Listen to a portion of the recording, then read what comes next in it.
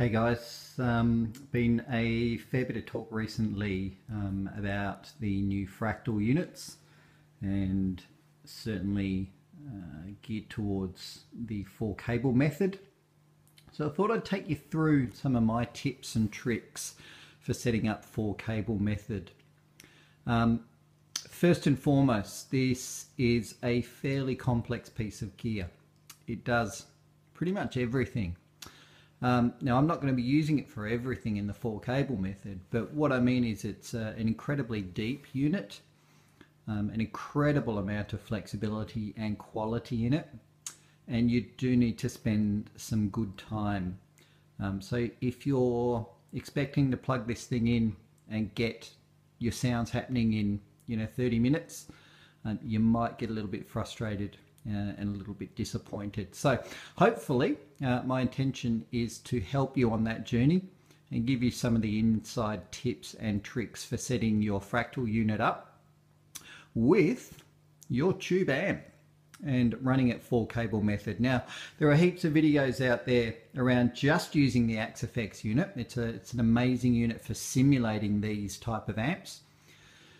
But if you're still a bit of a dinosaur like me and you like to drag your heavy tube amps around and continue to use them, then this is the video for you. So without further ado, we'll get into the setup and some of the tips, tricks, and really doing a bit of a deep dive on the unit. So a couple of tips here just with setting up your pedal board. There are a couple of connections on the back of your pedal board. I'm using the Fractal pedal board, by the way. Awesome piece of gear, works amazingly well with the Axe.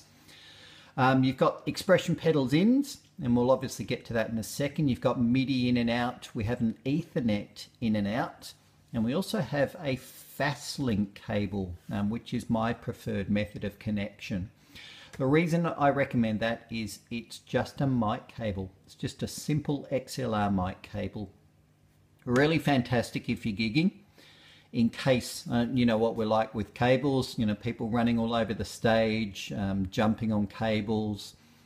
So although there's no audio going through it, it will cop a fair bit of abuse in the live environment. So I would highly recommend using the fast link cable. There's no diminishing features by using this cable. It's just a different way of connecting.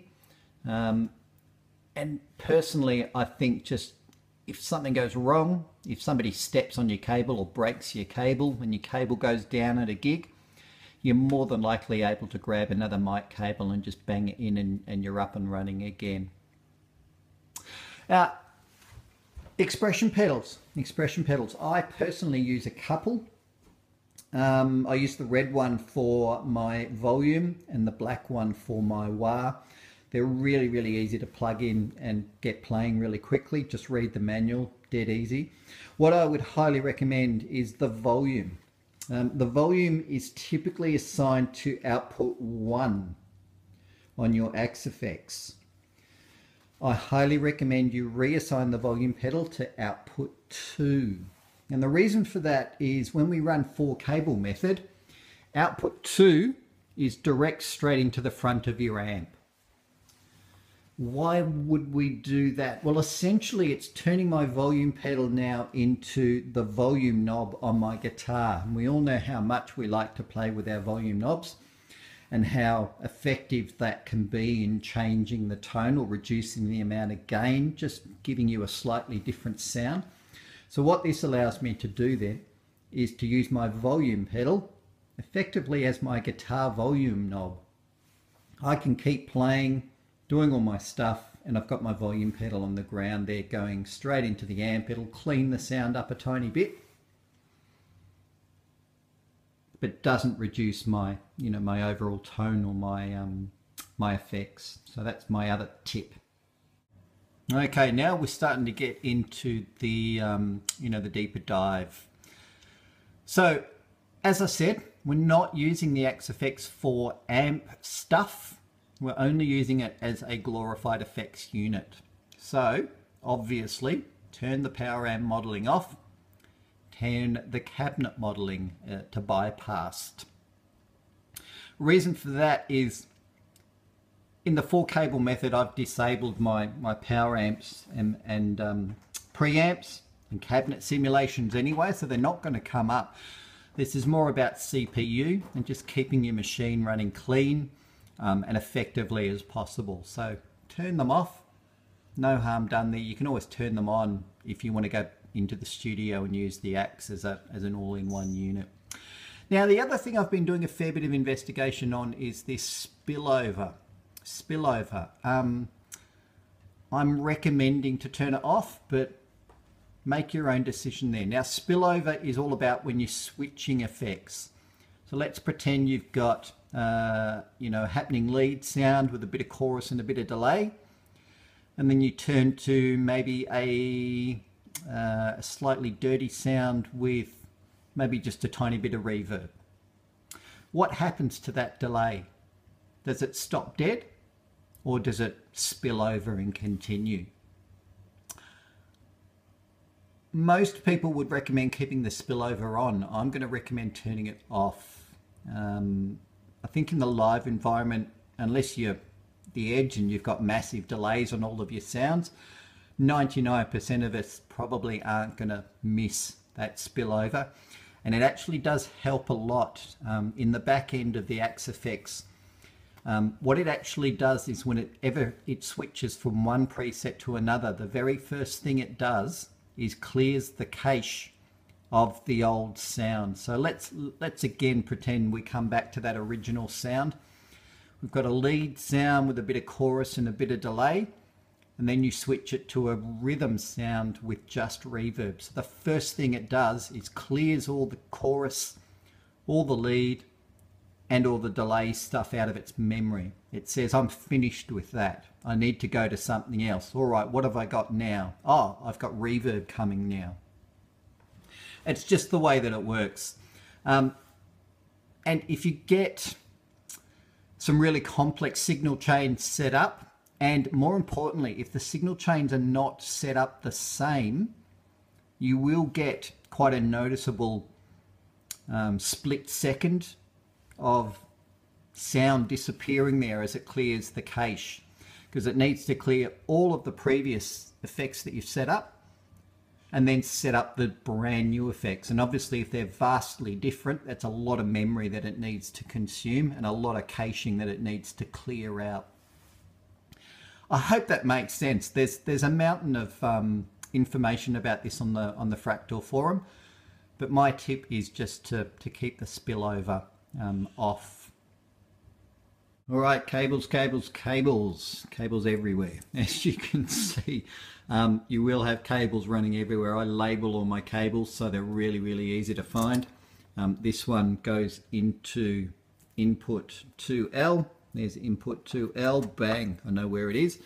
And then I label it at the other end, amp in, or amp send, or amp return. So there are our 3 cables.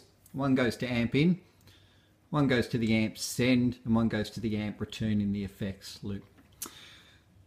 These are humbuster cables. Again, highly, highly recommended. Now, read the terms and conditions or the fine print. This will not remove hum. It just helps. It helps a great deal. So, and again, we're not talking about hum coming from gain. Your amp will naturally produce hum and noise as part of its gain structure. So it's not going to magically get rid of all that. It's just going to help with things like radio interference and all these, you know, electronic gear that we're running together. So what have we got here? I made these myself. You can see 2 black rings on the end there. That's what's called a TRS, or a stereo cable. Stereo on one end, and all I've done is then just rip the end off the other end and replace it with a mono, which means just one black line. It's a typical guitar cable on the other end. So essentially stereo on one end, mono on the other. That's what we call a humbuster cable.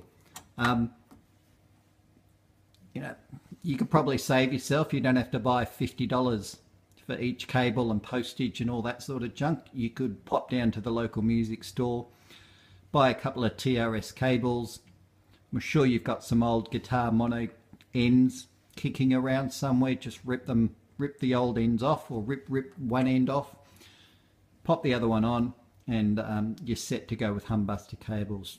Trust me, I'm not an electronics or a soldering expert. If I can do it, you can do it. The Axe manual will give you some pictures and show you how to rig them up and make them yourself. Really dead easy. So what I'm doing with my pedal board is a bit like, I guess the Bradshaw units that you may be familiar with, the RS10s, and just the way Bradshaw Custom Audio set things up for their clients in the 80s and 90s. So typically you would get 5 or 6 buttons across the bottom for presets for each song in the set, and then you get a couple of instant access switches. Maybe you feel like halfway through the song it needs a little bit more delay. Maybe you feel it needs a flanger tonight. You can bang that on, and so that's what I've done here. So 1 to 5 are my presets, and then buttons 6 to 17 are my instant access switches, delays, EQs, pitches, chorus, delay, reverbs, and so on. And the reason I've committed to this is what I was referring to back before about the spillover. Try and keep your effects chains as similar as possible. Try and keep them the same, because the memory in the Axe effects will be clearing itself out every single time you switch a preset.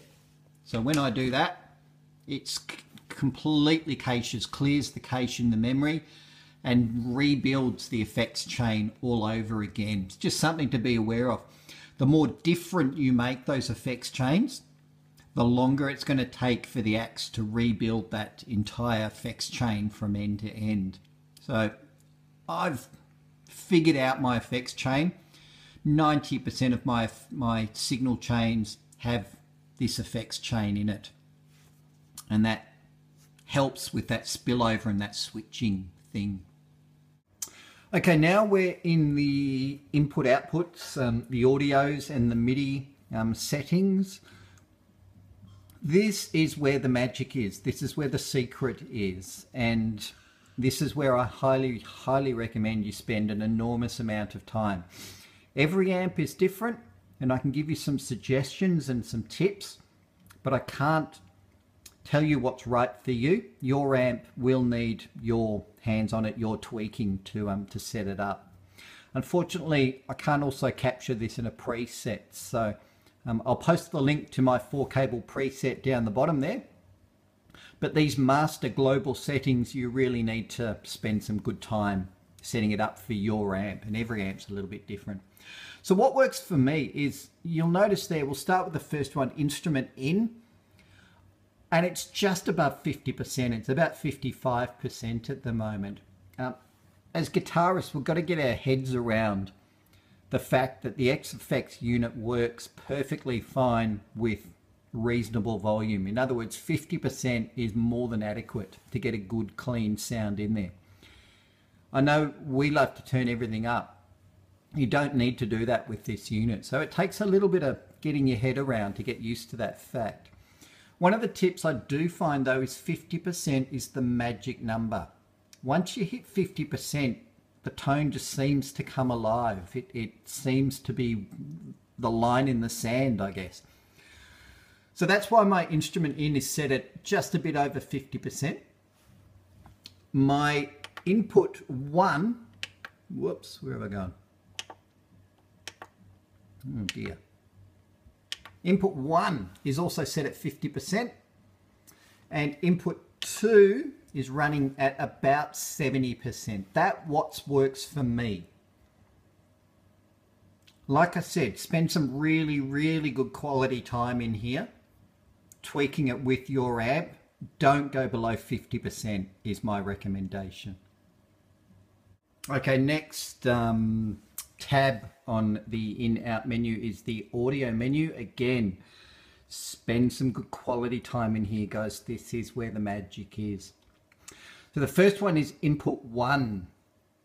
Input 1 is normally set to front, and that's the front input there. There is an input on the back if you want to run everything around the back. Maybe you've got a wireless unit there, so you'll need to switch it over. There's a few rumours flying around. I don't believe it's true, but there's a few rumours that the front instrument input just sounds a tiny bit better than the back one. I don't know. I can't comment. I use the front one. Next one down is input 1 mode and input 2 mode. I've set them to left only. So my guitar is going in mono. It's one guitar. My amp is then providing an effects send in mono. And the effects return is back in mono as well. So again, it's just about processing. It's being a little bit smart about how you use the unit. Don't run it in stereo if you're not running in stereo. You know what I mean? Don't use all that extra memory in the axe, and it thinks it's processing a stereo. In other words, twice as much if you're only using one signal. Output 1 mode I have actually set to stereo at the moment because that will then allow me to, in the future, to get my power amp run up, and I can do a wet, dry, wet. I'm not doing it at the moment. So look, I should probably change that back to mono and listen to my own advice. Now, the most important bits. Pay attention here because this is some really important stuff. Output 1 boost pad. I've set to 12 dB. Output 2 boost pad is also set to 12 dB. Now that's not boosting the sound. This is about signal to noise ratio. Increasing that will improve your signal to noise ratio. So the general consensus is that around about 12 dB is good. And I've done this, I've tested it myself, so I can highly recommend it. Around about 0 dB, you will hear just a tiny bit of hiss in the background. I move it up to 12 and it's gone. So I don't know the magic happening under the hood there, but definitely set those to about 12 dB. Does even go up to 15 and higher. All right, this tip, I've got to give credit to Chris Broderick, formerly from Megadeth. Chris is a big user of the effects, the axe effects, I should say, purely in axe mode. You know, he uses it for absolutely everything. But his guitar tech has a laptop by the side of the stage for editing, and I've got to say, I think this is definitely the way to go. And look, it doesn't have to be a big fancy machine. All you're doing is running one piece of software. It's not consuming a whole lot of RAM or memory, or you know, you don't need a lot of processing speed. So pop down to the local secondhand shop, grab a $200 secondhand PC laptop. It doesn't need to be anything flash, but it will give you that ability to really do some fancy editing if you need to. Look, the axe is an awesome unit, but its weakest point is its editing. It's not meant to be edited via the front screen there. So if you can grab a laptop, I just plug it in with a USB cable. It runs straight into the back of the axe, and that way it gives me the ability to run things on the fly. Okay, I'm not liking this sound at the moment. Bang, I can get in there, I can tweak it, I can save it back to normal. I'm off and running, rather than trying to get into the sub menus on the axe, which can be a little bit difficult and not so visually easy to find things. We're on the MIDI page now, so a couple of things just to look out for. MIDI channel set to 1 by default on the axe, I believe. Set it to 1 and not to all, especially if you're using other MIDI units. I use an RJM amp gizmo to switch my amp. So definitely change the channels, otherwise they get confused between one another and MIDI signals go everywhere. You can see my MFC port is set up on fast link, so it's listening to the mic cable for the signals coming in. The MFC echo to MIDI out is on, that means my footboard controller is also controlling my amp gizmo. So it'll just go through the axe and out into the RJM. Works really, really good. The others I don't really touch too much for me, but one I do find interesting is the display offset. And you'll need to tweak this in your MFC foot controller as well, just to line them up. So when I press number 1 on the foot controller, preset number 1 on the axe will show up. And you can change that if you want an offset. Number 1 could be number 2 on the axe. I don't know, some people may need to use that. Next tip is just these little knobs on the front here. You'll see output levels. One is cranked. Turn it up as far as it will go. And make sure you do this prior to playing around in the menus that I was saying before. So when you punch up your 12 dB for output 1, make sure these are turned right up. Now output 2 is sort of like your master volume there. I run it anywhere from about 12 o'clock through to flat out. Somewhere in between is probably the safest option. So somewhere around 2 or 3 o'clock there. But if it's a bit much, I can turn it down a tiny bit, or I can turn it up a tiny bit, depending on what I need. You will get lots of lights obviously flashing up here, inputs and outputs. Just keep an eye on them. You will sometimes, I know I do, get a bit of red coming up. And again, this is a different thing for us to get our heads around as guitarists in the analog world. We're now in the digital world. When you see red, it's typically bad for digital stuff, so just keep an eye on it. Use your ears. Personally, I think the axe has got a fair bit of headroom built into it, and the reds are just a bit of a warning. It's not telling you something's going bad. It's just warning you that something might get a bit distorted or a bit yucky. So use your ears and just keep an eye on them. But personally, I find the headroom in the axe pretty good. Okay, so what does all that then mean? What does it all sound like? So I'll talk you through some of the things that I've done. Sorry for the bad camera angle, got to play. So this is just the dirty sound.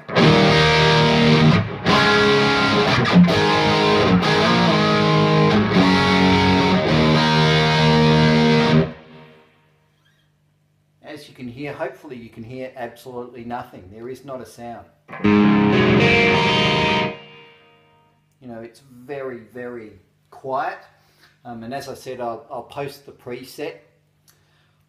Please make sure you've got a gate on absolutely everything. It will really clean up your sound and just keep everything nice and clean. And I was telling you about the volume pedal thing before. So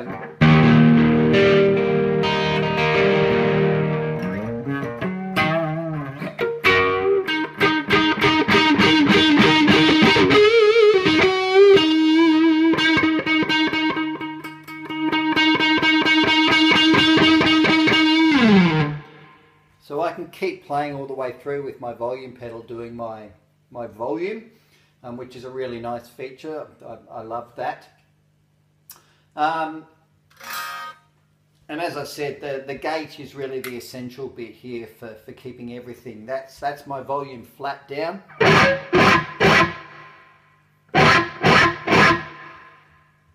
And I get a nice you know, decay on my sound. So if I turn my delay on,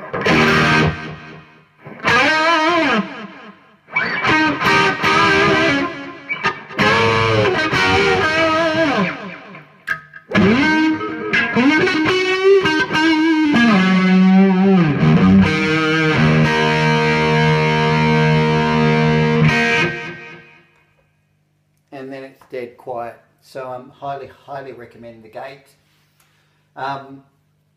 What I'm doing with my pedal board is a couple. So just that tip again, we're on the control page now. Remember I was telling you about the volume pedal that I reassigned to output 2 instead of output 1.